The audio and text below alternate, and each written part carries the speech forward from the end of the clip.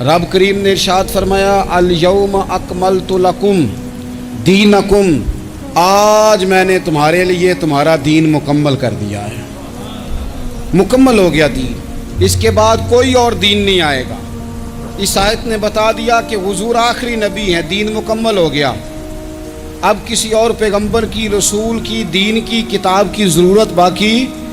آج میں نے تمہارے لیے تمہارا دین مکمل کر دیا۔ اور کیا خوبصورت لفظ ہیں، قرآن پاک میں فرمایا وَأَتْمَمْتُ عَلَيْكُمْ نِعْمَتِي، اور آج میں نے تم پر اپنی نعمتیں تمام کر دی ہیں، نعمتیں مکمل کر دی۔ وَرَضِيتُ لَكُمُ الْإِسْلَامَ دِينًا، اور اللہ فرماتے ہیں میں نے تمہارے لیے دین اسلام کو پسند کیا ہے، یہ میری رضا ہے، یہ دین اسلام تمہارے لیے پسند کیا ہے۔ کوئی بندہ ساری زندگی مخلوق کی خدمت کرے، ساری زندگی رستوں سے کانٹے اٹھائے، ساری زندگی خیر کا کام کرے، کسی کو تکلیف نہ دے، لیکن اگر مسلمان نہیں نا، اگر کلمہ نہیں نہ پڑھتا، تو اس کی ساری عمر کی خیر بھی کسی کام کی نہیں۔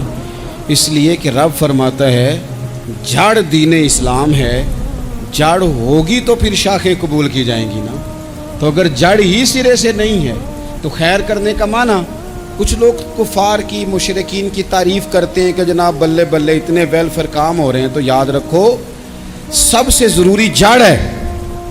قرآن پاک میں رب تعالیٰ نے منافقین، مشرکین اور کفار کے اعمال کی بنیاد اس طرح کی بتائی ہے کہ جس طرح پتھر پر تھوڑی گرد پڑ جائے، ذرا ہوا کا جھونکا ہے یا بارش آئے تو پتھر صاف کا صاف ہو جاتا ہے۔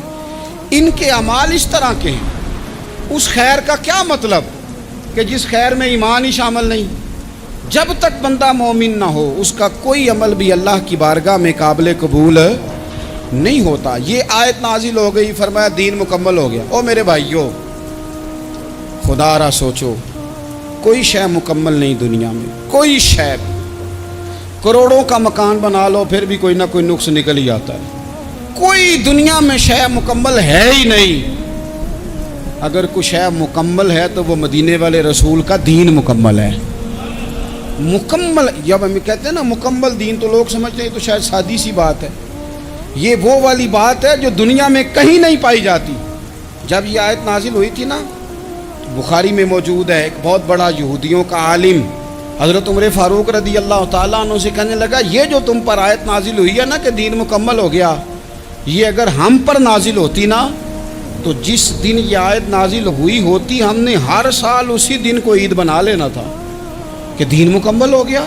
الیوم اکملت لکم دینکم، دین مکمل ہو گیا، ہم تو عید بنا لیتے۔ تو حضرت عمر کہنے لگے ہم پر بھی بڑا فضل ہے، جس دن آیت نازل ہوئی تھی عرفہ کا دن بھی تھا اور جمعے کا دن بھی تھا، ایک نہیں دو عیدیں تھیں مسلمانوں کی، دو عیدیں تھیں مسلمانوں کی، دو۔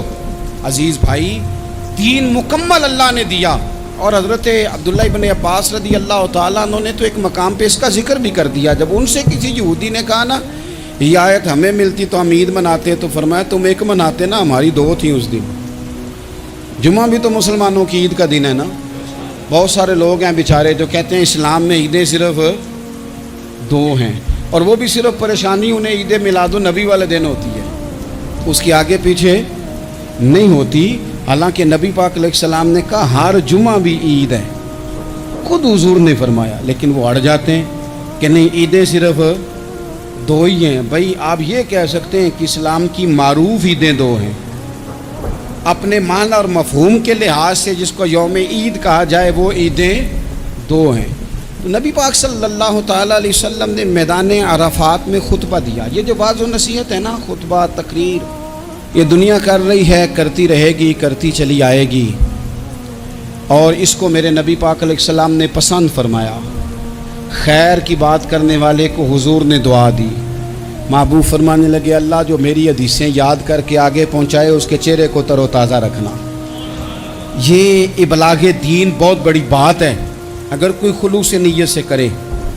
لیکن کائنات ارضی میں وہ جو حضور کا خطبہ حجۃ الوداع ہے، وہ دستور ہے، وہ منشور ہے۔ انسانی حقوق پر اس سے بڑا چارٹر نہ پہلے کبھی تھا نہ قیامت تک دوبارہ بن سکتا ہے۔ اس کو خطبہ حجۃ الوداع کیوں کہتے ہیں؟ ایک تو مطلب یہ کہ حضور نے یہی آخری آج کیا، اور دوسری بات یہ تھی کہ اس خطبے کے تھوڑے ہی عرصے بعد میرے نبی پاک نے وصال ظاہری فرمایا، اور اس خطبے کو رسول پاک صلی اللہ تعالیٰ علیہ وسلم نے شروع کہاں سے فرمایا؟ یہ خطبہ دیکھیں شروع کہاں سے ہو رہا ہے۔ انسان دنیا میں ملتا بھی ہے، جدا بھی ہوتا ہے، یہ جو جدائی کا وقت ہوتا ہے نا، جدائی کا، شاید بڑی سوچ سمجھ کے کہا تھا حضرت میاں صاحب نے، بڑی غور کر کے انہوں نے کہا تھا کہ دریا کنڈے روخ نہ لائیے، جو آوے روڑ جاوے۔ آپ میدان میں درخت لگاتے ہیں تو کبھی پھل گرتا ہے تو زمین پہ گرتا ہے، اٹھا لیتے ہیں۔ اگر دریا کے کنارے ہو تو وہ تو دریا میں گرے گا اور روڑ جائے گا، چلا گیا، بہہ گیا۔ فرمانے لگے دریا کنڈے روخ نہ لائیے، جو آوے روڑ جاوے، تے پردیسی نال نہ یاری لائیے، او دا جدوں دل کرے ٹر جاوے، وہ تو چلا جاتا ہے۔ یہ خطبہ شروع کہاں سے ہو رہا ہے؟ یعنی ابھی آغاز کلام ہے، بات آگے آئے گی، آغاز کلام ہے۔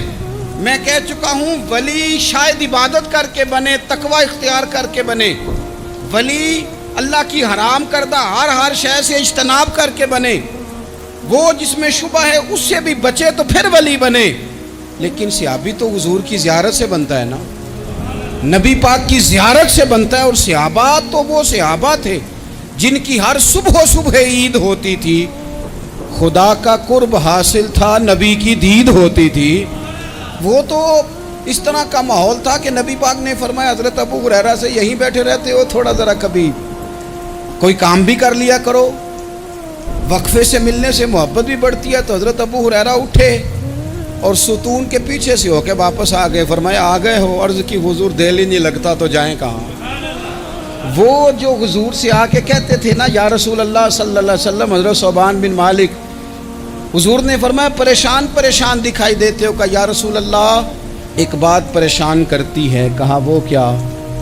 عرض کی حضور دل بے چین ہوتا ہے تو زیارت کو آ جاتا ہوں، آج ایک عجیب خیال آیا ہے، اور اس نے عجیب رنگ طبیعت میں بھر دیا ہے۔ فرمایا تمہیں کیا خیال آیا؟ عرض کی یا رسول اللہ صلی اللہ علیہ وسلم آج خیال آیا ہے کہ صوبان ہے، تو حضور کا غلام ہے، جنت تو حضور کے صدقے ملے گی، لیکن یہ ہے کہ حضور تو ہوں گے نا نبیوں کے ساتھ، تجھے ملے گی، پر ملے گی تو غلاموں کے محلے میں نا۔ دل میں خیال آیا کہ وہاں زیارت بھی ہوگی کہ نہیں؟ او جنت میرے کس کاری جتھے یار نظر نہ آوے، زیارت بھی ہوگی کہ نہیں؟ حضور کی بارگاہ میں جب حضرت صوبان نے عرض کی تو رب کریم نے فرمایا محبوب جو تیری اور تیرے رب کی اطاعت کرے نا، اولئک انعم اللہ علیہم من النبیین والصدیقین والشہداء والصالحین، فرمایا ان کو اللہ نبیوں کے، صدیقین کے، شہداء اور صالحین کے ساتھ ہی جنت میں اکٹھا فرمائے گا، وہ اکٹھے رہے۔ تو جن کو تو جنت میں بھی حضور کی زیارت کے بغیر چین نہیں تھا، ان کو حضور نے خطبہ حجۃ الوداع شروع کرتے وقت پہلا جملہ پتہ کیا کہا؟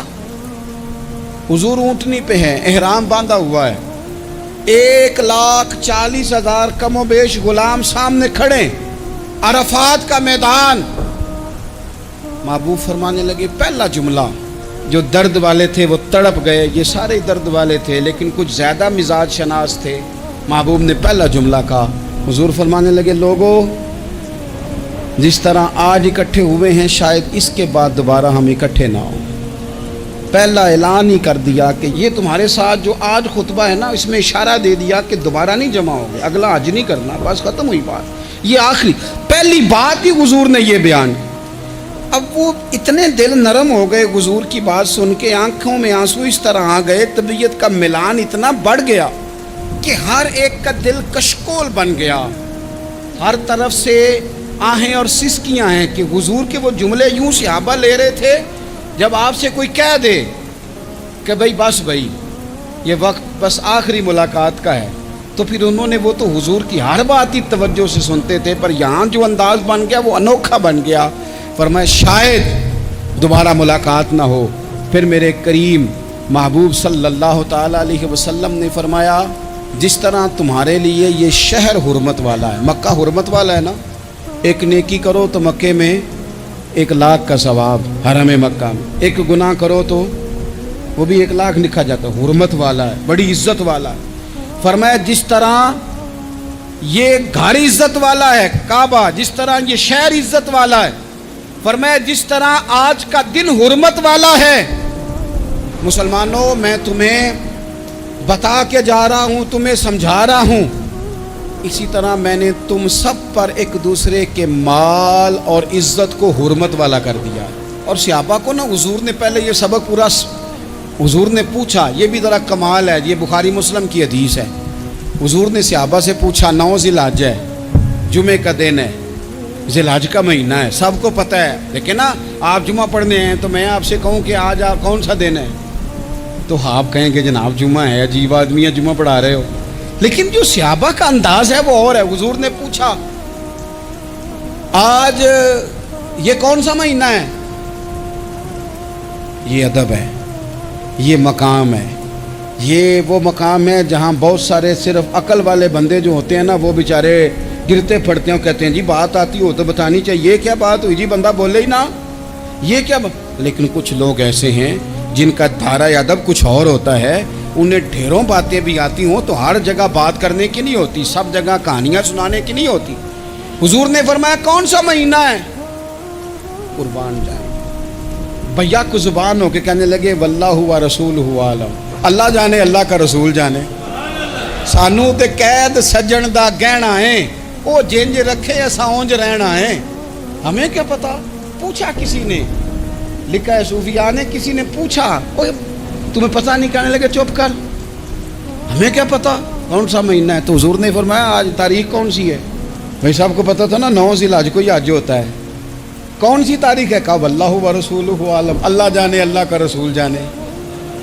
कुर्बान जाए। हुजूर ने पूछा दिन कौन सा है? सबको पता है जुम्मा है। कहने लगे वल्लाहु व रसूलहु आलम, अल्लाह जाने और अल्लाह का। वो सहाबा बता क्यों नहीं रहे? पहले मोहब्बत कहते हैं। सहाबा का जवाब ये था, हमें कोई महीनों से गरज है, हमें कोई दिन से गरज है, हमें कोई तारीख से गरज है? हाजियो आओ शहनशाह का रोजा देखो, काबा तो देख चुके, काबे का भी काबा देखो, हमें तो महबूब से गरज है। महीना था ज़िलहज का, अगर हुजूर कह देते ज़िलहज नहीं ज़ीक़ाद है तो हमने ज़ीक़ाद ही बना लेना था। तारीख थी 9, अगर हुजूर फरमा देते 11 है तो हमने 11 ही बना लेनी थी। दिन था जुमे का, अगर हुजूर कहते पीर है तो हमें क्या लगे, हमें तो महबूब की रज़ा चाहिए। आप देखें ना, एक सहाबी के हाथ ज़रा लंबे थे तो हुजूर ने फरमाया या ज़ुल यदैन, ओ लंबे हाथों वाले। उनसे कोई पूछता नाम क्या है तो कहते मेरा नाम है 2 हाथों वाला। ओ भाई मेरे भी 2 हैं, तू क्यों 2 हाथों वाला? कहने लगे ये नहीं मुझे पता, मुझे नबी पाक ने कहा 2 हाथों वाला। तो ठीक हो गई, जो हुजूर ने नाम रख दिया। तो हुजूर सैयद आलम ने पूछा, फिर हुजूर ने हुर्मत याद कराई। फरमाया याद रखो, ये दिन भी बड़ी इज्जत वाला है, जुम्मे का है, ये महीना भी बड़ी हुर्मत वाला है, ज़िलहज का है, ये तारीख भी बड़ी हुर्मत वाली है।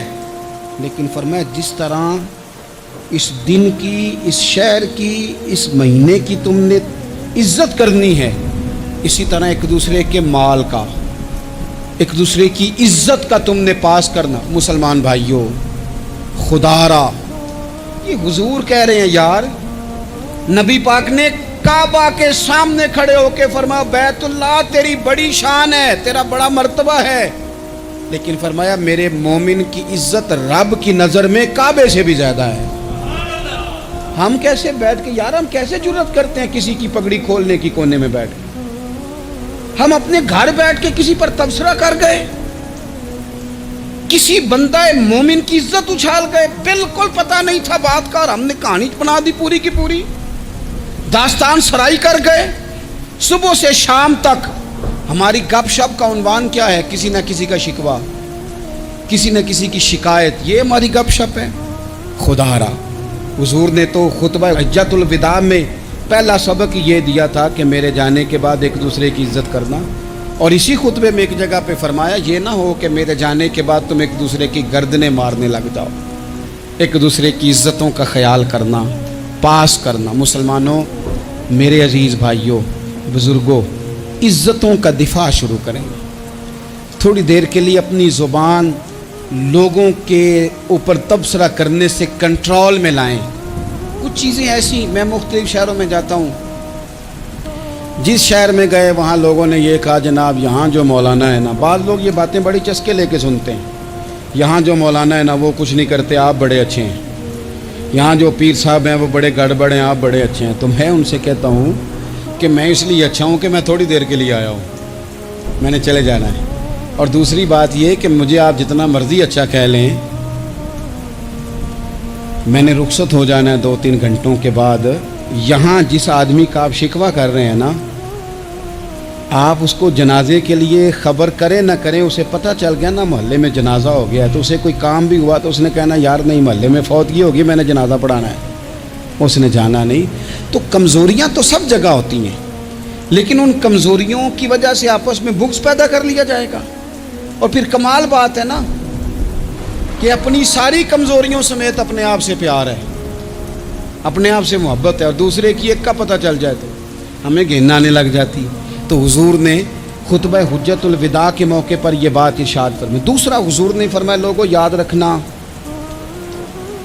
یہ خطبہ حجت الوداع میں نبی پاک نے فرمایا، یہ حضور خطبہ دے رہے ہیں، اور اس وقت دے رہے ہیں جب حضور صحابہ کو بتا چکے ہیں کہ یہ آخری ملاقات ہے، جو دور دراز سے آئے ہیں ان کو بتایا ہے کہ یہ میری تمہاری جو مجلس ہے، جو محفل ہے، جو تم سے بات ہو رہی ہے، یہ آخری ہے۔ محبوب فرمانے لگے لوگوں یاد رکھنا قیامت قائم ہوگی۔ ان جملوں کا حسن ملاحظہ کر لیں۔ فرمایا قیامت قائم ہوگی، تم اپنے رب سے ملاقات کرو گے، اور فرمایا تمہارا رب تم سے تمہارے اعمال کے بارے میں پوچھے گا۔ یہ خطبہ حجت الوداع میں کریم نے فرمایا۔ صبح تم اٹھے، کیا عمل کیا، اللہ پوچھے گا۔ کسی سے ملاقات ہوئی، طرز کیا تھی، سوچ کیا تھی، اللہ پوچھے گا۔ لین دین میں کیا معاملات تھے، تمہارے اعمال کے، اللہ سے ملاقات ہوگی، وہ کھڑا کر کے پوچھے گا۔ اور حدیث میں کئی جگہ پہ حضور نے فرمایا وہ تم سے سوال کرے گا، تمہیں جواب دینا ہے۔ میرے عزیز بھائیوں، تیار رہنا چاہیے، تیار۔ ہم نا منت کرتے ہیں آخری دن ہو نا، تنخواہ دار لوگ کہتے ہیں یار یہ آخری ایام چل رہے ہیں، کوئی خرچہ نہ بتاؤ، اس لیے کہ حساب کے متھے لگنا ہے۔ آخری دنوں میں، بجٹ کے دنوں میں لوگ پریشان ہوتے ہیں کہ حساب دینا ہے۔ جب رب سے ملاقات کریں گے اور وہ حساب مانگے گا، کتنا مشکل کام ہے۔ اور ایک مقام پہ حضور نے فرمایا جس سے اللہ نے حساب مانگا وہ تو الجھ گیا، دعا کرو وہ حساب مانگے ہی نہ، بے حساب ہی بخشش فرما دے۔ نبی پاک صلی اللہ تعالیٰ علیہ وآلہ وسلم نے ارشاد فرمایا اسی خطبہ حجت الوداع میں، حضور فرمانے لگے سن لو، میں نے تم تک اللہ تعالیٰ کا پیغام پہنچا دیا ہے۔ اب جس شخص کے پاس امانت رکھی ہو اس پر لازم ہے کہ وہ امانت اس تک پہنچا دے جو اس کا مالک ہے۔ ہم بہت سارے لوگ ایسے ہوتے ہیں ہمارے پاس امانتیں ہوتی ہیں، کچھ بھی نہ ہو تو کچھ لوگوں کے راز کی امانت ہوتی ہے، کچھ بھی نہ ہو تو کچھ لوگوں کی باتیں ہم تک پہنچ جاتی ہیں، وہ راز ہوتا ہے، وہ امانت ہوتی ہے۔ مجلس کی گفتگو بھی امانت ہے، لیکن ہم امانتوں کا خیال نہیں کرتے، خیانت ہو جاتی ہے۔ بہت محتاط ہو کر اپنی زندگی میں امانتوں کا خیال کیا جائے۔ یا ایھا الذین آمنوا لا تخونوا اللہ والرسول وتخونوا اماناتکم وانتم تعلمون۔ اللہ فرماتے ہیں ایمان والو، نہ رب سے خیانت کرنا، نہ رب کے رسول سے خیانت کرنا، نہ آپس میں ایک دوسرے سے خیانت کرنا، جانتے بوجھتے ہوئے یہ کام نہ کرنا۔ وانتم تعلمون، جانتے ہو، تمہیں پتہ ہے۔ کبھی بھی بددیانتی کا مظاہرہ نہ کریں اپنی زندگی میں، کبھی بھی۔ اور یہ بھی یاد رکھ لیں، بچوں کو کیا پتا کہ ہمارا ابا حلال لا رہا ہے کہ حرام لا رہا ہے، آپ لا رہے ہیں نا، تو وہ تو بیچارے بھولے پن میں کھا رہے ہیں، تو حساب آپ نے دینا ہے۔ جنہ لی تو پاپ کمائے ہن کتھے نہیں ہو تیرے کر دے، بلا نا۔ تو بچوں کا تو یہ معاملہ ہے بھائی، اللہ ماشاءاللہ کہ وہ وقت پہ ہی، شادی کے 10-15 دن کے بعد ہی ان کو پیغام مل جاتا ہے کہ اگر ہمارا علیحدہ گھر ہو تو میں مرضی سے سجاؤں، تو میں مرضی سے سنواروں، تو میرا کوئی مطلب اپنا سلسلہ ہو، تو بڑے ٹائم پہ ساری باتیں شروع ہو جاتی ہیں، وہ تو معاملہ ہی بالکل اور ہے۔ تو بالکل کسی بھی امانت میں کبھی بھی خیانت کرنے کی کوشش نہ کریں، اور یاد رکھیں مال حرام جہاں آتا ہے وہاں بڑی تباہی آتی ہے، جہاں لوگ بددیانت ہو جاتے ہیں وہاں معاملات بڑے خراب ہو جاتے ہیں۔ اللہ تبارک و تعالیٰ دیانتداری کی توفیق عطا فرمائے۔ حضور نے خطبہ حجت الوداع کے موقع پر فرمایا میں نے آج جاہلیت کے سارے سود ختم کر دیے۔ نبی پاک میدان عرفات میں کھڑے ہو کے فرمانے لگے جس بندے نے بھی کسی سے پیسے لیے ہیں وہ اصل رقم دے گا، زائد نہیں دے گا۔ حضور کے بڑے قریبی تھے ایک، فرمایا انہوں نے بھی کچھ لوگوں سے پیسے لیے ہوئے، چونکہ وہ سب لوگ کرتے تھے، حرام ہی نہیں تھا۔ فرمایا میں ان کو بھی حکم دیتا ہوں کہ یہ اصل رقم وصول کریں گے، کسی سے ایک پائی بھی زیادہ وصول نہ کریں گے۔ نبی پاک صلی اللہ تعالیٰ علیہ وسلم نے خطبہ حجۃ الوداع میں ایک باریک بات حضور نے بھی، یہ آپ نے ضرور سمجھنی ہے، بالخصوص جو لوگ تھوڑا دین پر عمل کر رہے ہیں، جن کا لبادہ مذہبی ہو گیا، جنہیں لوگ حضرت صاحب، قاری صاحب، علامہ صاحب، مفتی صاحب، حاجی صاحب، بزرگوں کہہ کے بلاتے ہیں، وہ اس پر توجہ کریں۔ میرے نبی پاک صلی اللہ علیہ وسلم نے خطبہ حجۃ الوداع کے موقع پہ ارشاد فرمایا، لوگو شیطان اب مایوس ہو گیا ہے، وہ تم سے بتوں کی پوجا نہیں کرا سکے گا، ہاں وہ تمہیں چھوٹے چھوٹے گناہوں میں مبتلا کرے گا، وہ تم سے چھوٹے چھوٹے عیب کرائے گا، تم سمجھو گے یہ تو غلطی کوئی نہیں، فرمایا اس سے بچ کے رہنا۔ اب وہ مایوس ہو گیا، بتوں کی پوجا نہیں کرا سکتا، تمہیں اپنی پوجا نہیں کرا سکتا، لیکن چھوٹی چھوٹی غلطیاں، ایک مقام پہ فرمایا نا، چھوٹا گناہ ہونا تو مومن اسے پہاڑ سمجھتا ہے، اتنا بڑا ہو گیا، اور منافق کہتا ہے یہ تو کچھ بھی نہیں۔ تو اپنی زندگی کے اندر چھوٹی چھوٹی کوتاہیاں، حضرت سعدی فرمایا کرتے تھے سیلاب اچانک نہیں آتے، پہلے چھوٹا سا سوراخ ہوتا ہے دریا کے کنارے، اسے بند نہ کیا جائے پھر بڑا ہو جاتا ہے، پھر وہ ٹائم آتا ہے کہ بند ٹوٹ جاتا ہے، بستیاں ڈوب جاتی ہیں۔ پہلے چھوٹا گناہ انسان کرتا ہے، چھوٹا، پھر اس سے آگے بڑھتا جاتا ہے اور بڑی بڑی غلطیاں ہوتی ہیں۔ اللہ تبارک و تعالی ہمیں رائی کے دانے کے برابر بھی غلطی کرنے سے محفوظ فرمائے۔ نبی پاک صلی اللہ تعالیٰ علیہ وسلم نے اسی موقع پر ارشاد فرمایا، لوگو اللہ سے ڈرتے رہنا، اور میں تمہیں عورتوں کے ساتھ بھلائی کی وصیت کرتا ہوں۔ فرمایا رب نے تمہیں اختیار دیا ہے، عورتیں تمہارے سپرد کی ہیں، ان سے اچھا سلوک کرنا۔ فرمایا اگر کبھی کوئی ان پر تمہیں سختی کرنی بھی پڑے تو اتنی کرنا جتنی ان کی غلطی ہو، ان سے درگزر کرنا، ان سے پیار کرنا۔ اسلام نے خاتون کو باقاعدہ حقوق دیے، باقاعدہ، صحیح بخاری میں حدیث ہے۔ یہ جو نوجوان ہیں، مطالعہ کرنے والے، پڑھنے سننے سمجھنے والے، یاد رکھا کریں ان چیزوں کو۔ حضرت بریرہ رضی اللہ تعالیٰ عنہ حضرت عائشہ صدیقہ کی کنیزہ ہیں، حضرت مغیث رضی اللہ تعالیٰ عنہ ایک صحابی ہیں، ان کی وہ اہلیہ ہیں، وہ اپنے خامد سے علیحدگی چاہتی تھی، ان کے خامد بڑی محبت کرتے تھے، علیحدہ ہونا نہیں چاہتے۔